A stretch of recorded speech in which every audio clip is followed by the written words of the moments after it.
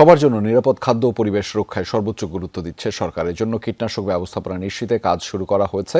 এ তথ্য জানিয়েছেন কৃষিমন্ত্রী মোহাম্মদ আমিনুর রশিদ। দুপুরে বাংলাদেশ কৃষি গবেষণা কাউন্সিল বিএআরসি সভাকক্ষে বালাইনাশক কারিগরি উপদেষ্টা কমিটির ৯০তম বিশেষ সভায় কথা বলেছেন তিনি। মন্ত্রী জানিয়েছেন, মাত্রাতিরিক্ত কীটনাশক ব্যবহারে খাদ্যে বিষক্রিয়ায় ক্যান্সার, কিডনি, হার্ট সহ নানা জটিল রোগে আক্রান্ত হচ্ছে মানুষ। জানিয়েছেন, কীটনাশক আমদানি করার ক্ষেত্রে আগে থেকেই মান যাচাই করা হবে, বন্ধ করা হবে পরিবেশ ও খাদ্যের জন্য ক্ষতিকর কোনো কীটনাশক আমদানি। এছাড়া কীটনাশক বিক্রির ক্ষেত্রে স্থানীয় পর্যায়ে সুষ্ঠু ব্যবস্থাপনা গড়ে তোলা হবে।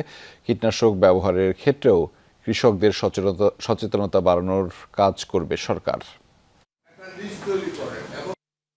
এগুলি থেকে কিভাবে কৃষকের বের করে আনা যায় এবং যেই বালাইনাশকগুলি ব্যবহার করা হয় ওইগুলি যেন অনেক ক্ষতিকারক কোনো বালাইনাশক না হয়, ওইটার ব্যাপারেও কন্ট্রোল করা হচ্ছে, যেটা ওয়েদারের জন্য, মাটির জন্য এবং হিউম্যান বডির জন্য অনেক বেশি ক্ষতিকারক।